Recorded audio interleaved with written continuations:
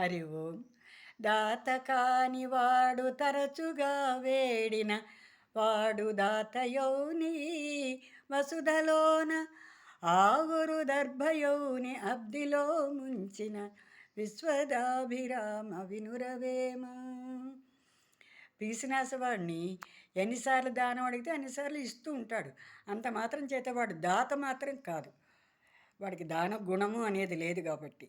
అదేవిధంగా చిరుధాన్యాలతో కూడినటువంటి ఒక గడ్డి ఉంటుంది ఆవురు అని.